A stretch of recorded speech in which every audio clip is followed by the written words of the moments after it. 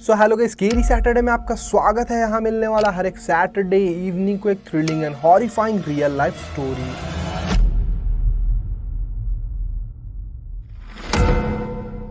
सो ये बात है 2002 की। सो लंदन में एक लड़का स्टडी करता था जिसका नाम था एरिक। एरिक रियल में स्वीडन का था, स्टॉकहोम में वो रहता था, वहीं पे पला बड़ा, बट लंदन में स्टडी कर रहा था और कुछ मंथ में ही उसका स्टडीज़ कंप्लीट होने वाला था। उसके बाद उसे जॉब भी लगने वाली थी। उसका घर स्टॉकहोम में था जो कि स्वीडन में, और वहाँ पे उसकी मम्मी अकेले रहा करती थी। बट उसकी मम्मी अकेले क्यों रहती थी? क्योंकि 2 साल पहले एरिक के पापा को किसी डिजीज़ के कारण उनका डेथ हो गया था। इस रीज़न से उसकी मम्मी को अकेले रहना पड़ता था, और इसी रीज़न से एरिक कुछ भी होता था, कोई भी छुट्टी या कुछ थोड़ा दिन का भी छुट्टी वगैरह होता था तो अपने घर चला जाता था अपनी मम्मी से मिलने। तो इस बार भी ऐसा ही हुआ।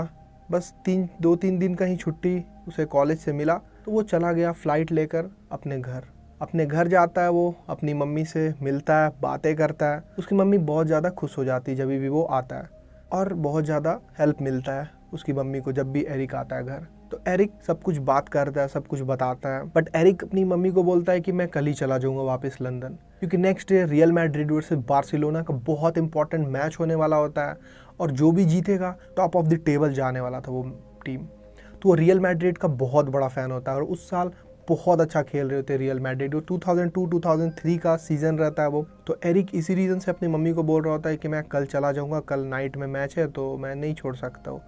बट उसकी मम्मी रिक्वेस्ट करती है नहीं, कल तुम रुक जाओ कल भर के लिए, क्योंकि कल थोड़ा ज़रूरत है, सामान वगैरह लाना है, तो अकेले बहुत ज़्यादा दिक्कत होता है। तो एरिक बोलता है ठीक है, अपनी मम्मी के लिए वो रुक जाता है, कोई बात नहीं, नेक्स्ट डे मैं हाइलाइट्स देख लूँगा। एरिक सोचता है कि परसों सुबह ही मैं निकल जाऊँगा।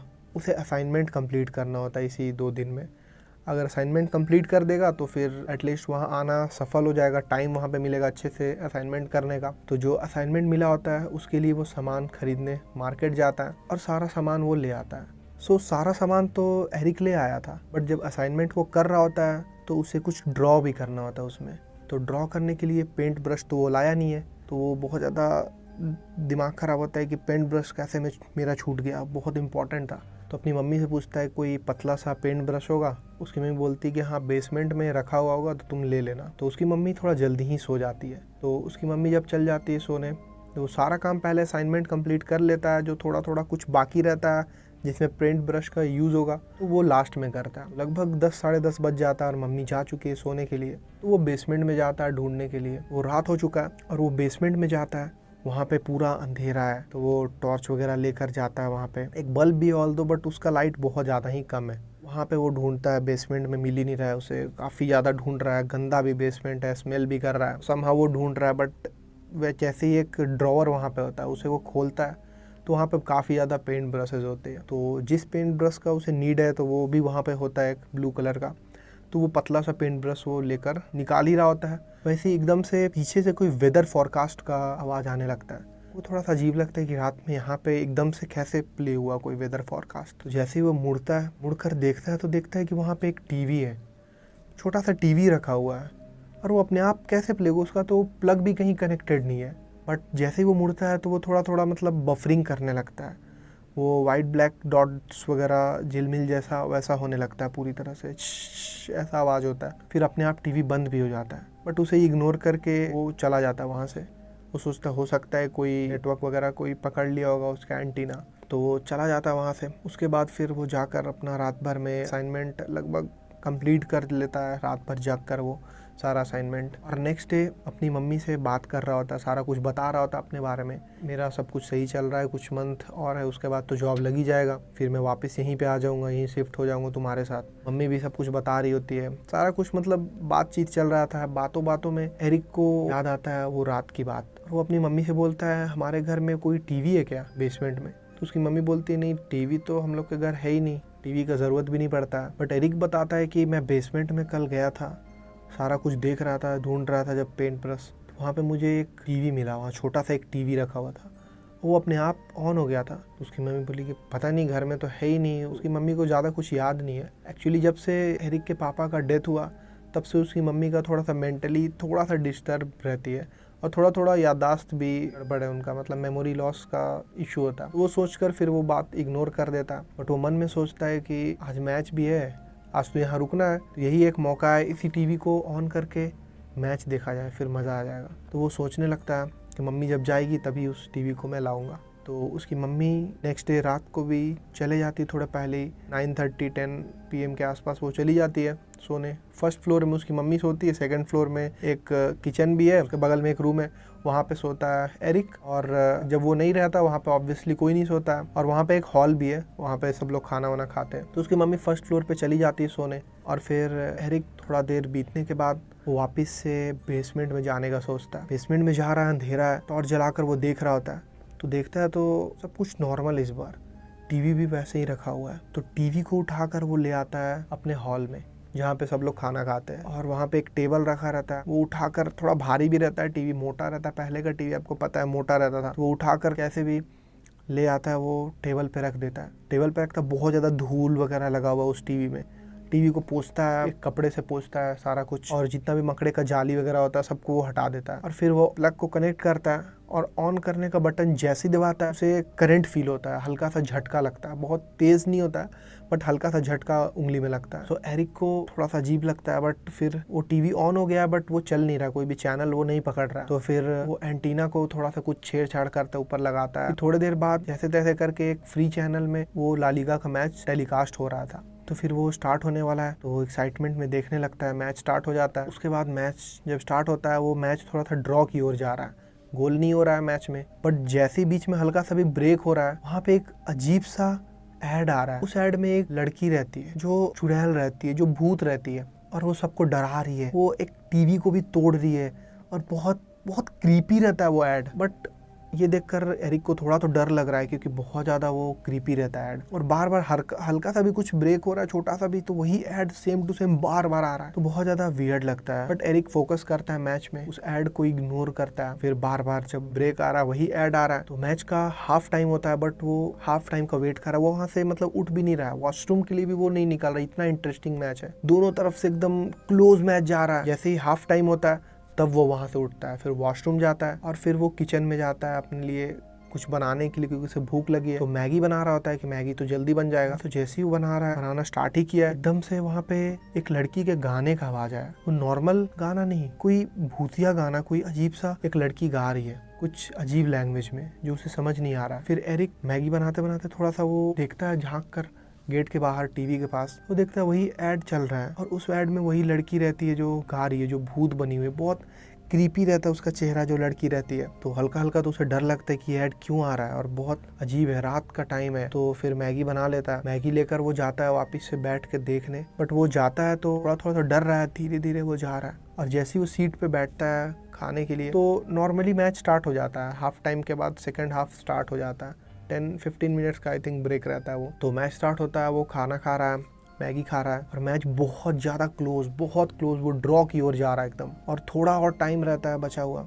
तब तक वो उठा नहीं है, मैगी खत्म भी हो गया उसके प्लेट से, वो उठा नहीं है कि मैच वो खत्म करके ही उठेगा। बट एकदम से फिर से कुछ स्पॉन्सर ब्रेक आता है, तब वो सोचता है जल्दी से, अब मतलब 5-10 मिनट का ही गेम बचा है लास्ट का। तो छोटा सा ब्रेक होता है, जो स्पॉन्सर ब्रेक वो आया, किसी प्लेयर को चोट लगा हल्का, तो उसके लिए हल्का सा ब्रेक हुआ है वो। तो वो जल्दी से जाता है, तो किचन में जाता है, वो रखता है वो प्लेट। उसके बाद वो अजीब सा गाना फिर से बजने लगता है, तो बहुत ज़्यादा अजीब लगता है एरिक को। फिर से वो किचन से बाहर में जब वो देखता है, इस बार जब वो देखता है तो उसका हालत ख़राब हो जाता है एरिक का।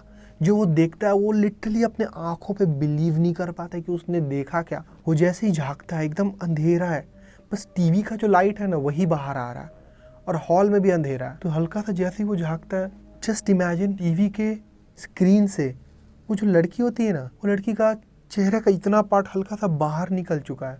और ये देखकर लिटरली एरिक का हार्ट बीट इतना ज़ोर से पंप करता है कि एरिक का हालत ख़राब हो चुका है। वो लिटरली मतलब सदमे में जा चुका, अपने आँख पे बिलीव नहीं कर पा रहा है कि वो देख क्या रहा है। धक धक धक धक धक धक धक धक धक धक पड़ता जा रहा है। वो लड़की गाना गाए जा रही है, और जैसे ही वो हल्का सा उसके तरफ जाने लगता है, टीवी की तरफ, उसका सर और धीरे धीरे बाहर आ जाता है। इतना देखते देखते फिर उसका हार्ट बीट बहुत ज़्यादा तेज़ हो चुका है। वो अपने रूम के पास जा रहा है, उसके अंदर इतना भी हिम्मत नहीं अब कि वो हॉल की तरफ जा सके।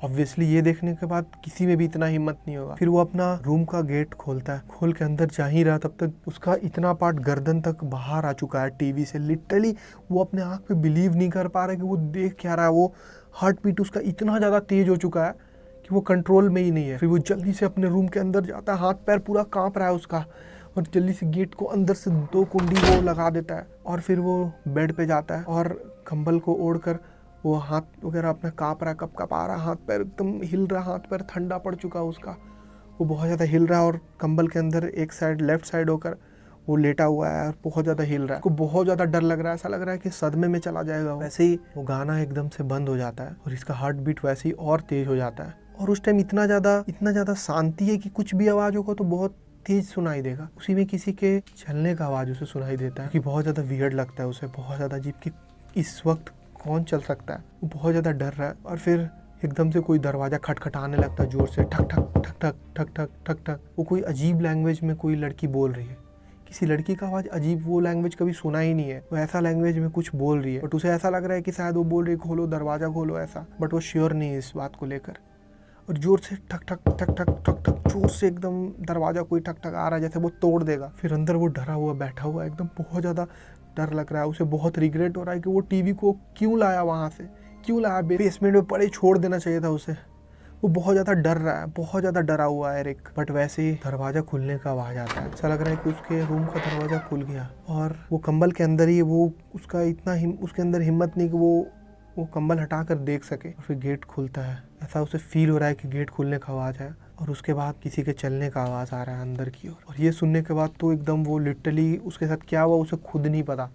ऐसा लगता है कि वो अनकॉन्शियस हो गया उसी टाइम पे। और फिर उसका जब आँख खुला तो देखा सुबह हो रहा है और उसकी मम्मी उसको उठा रही है। तो जैसे उसकी मम्मी उठाने लगती वो डर के उठता, ऐसे करके बहुत ज़्यादा क्या हुआ ऐसे करके वो उठता है एकदम, बहुत ज़्यादा डरा हुआ है एरिक। उसकी मम्मी बोलती क्या वो इतना झटका से क्यों उठे और इतना देर तक तुम सोए हुए हो, लगभग 9 बज चुका है अभी तक, इतना लेट हो गया, क्या हुआ तुम्हें? तो फिर एरिक बोलता है नहीं कोई यहाँ पे नहीं है। और गेट कैसे खुला, मैं तो बंद कर दिया था गेट। तो मम्मी बोलती है उसकी कि ये तो खुला हुआ था पहले से, क्या तुम बात कर रहे हो, कोई लड़की थी यहाँ पे। तो उसकी मम्मी बोलती है कौन, क्या तुम नशे में हो क्या, कौन सी लड़की, कोई लड़की यहाँ पे नहीं है। तो फिर एरिक जाता है, गेट से बाहर निकलता है तो देखता है कि वहाँ पे जहाँ पे टीवी वो रखा था वो तो है ही नहीं वहाँ पे, वो टीवी तो वहाँ है नहीं, बट वो तो मैच देख रहा था कल। तो अपनी मम्मी से पूछता है टीवी कहाँ गया? तो उसकी मम्मी बोलती है पागल हो, कहाँ घर में, मैं बोली कोई टीवी नहीं है हम लोग के घर में, कहाँ है टीवी कोई? तो बोलता यहीं पे रख के मैं मैच देख रहा था कल। मैच देख रहे थे, क्या तुम पागल हो, क्या बोल रहे हो ये सब? बहुत ज़्यादा डरा हुआ रहता है। फिर उसी दिन इवनिंग को वो लंदन निकल जाता है। बट जब भी वो सो रहा है, जब भी लंदन में भी सो रहा है तो वही चीज़ उसके माइंड में आ रहा है और बहुत कँपाता है, नींद में बोलता है कुछ। और जो भी उसके साथ रूममेट वगैरह रहते हैं वो सब भी बोलते हैं कि क्या आप बड़बड़ कर रहे हो नींद में। तो वो बहुत ज़्यादा डरा हुआ रहता है। रात में नींद आता है तो नाइटमेयर आता है वही चीज़ का कि टीवी से कोई लड़की निकल रही है। और इसी रीज़न से वो स्टॉकहोम वापस नहीं जा पाता अपने घर कभी भी। और उल्टा जॉब लगने के बाद वो जल्दी से जल्दी एक फ़्लैट खरीदता है और अपनी मम्मी को ही लंदन बुला लेता है और फिर दोनों ही साथ में रहते हैं और उसके बाद ही सब कुछ नॉर्मल होने लगता है। बट वो फ्लैट लेने के लिए उसके पास उतना ज़्यादा पैसा नहीं था इनिशियली, तो अपनी मम्मी को फोर्स करता है कि उस घर को बेच के हम लोग साथ में लंदन शिफ्ट करेंगे। तो वो घर को जैसे में भी मतलब थोड़ा डिसेंट प्राइस में ही बेच देता, थोड़ा कम प्राइस में बेच के उसी से वो फ्लैट लिया होता है और फिर मम्मी के साथ वो रहने लगता है normally. So that is it for today guys. कैसा लगा आपको वीडियो? अच्छा लगा तो लाइक जरूर से कर देना। यूट्यूब चैनल सभी लोग सब्सक्राइब करके बेल आइकन प्रेस करके ऑल पे कर देना, क्योंकि यहाँ मिलने वाला हर सैटरडे इवनिंग को एक thrilling and horrifying real life story. So thanks and all the best to everyone guys.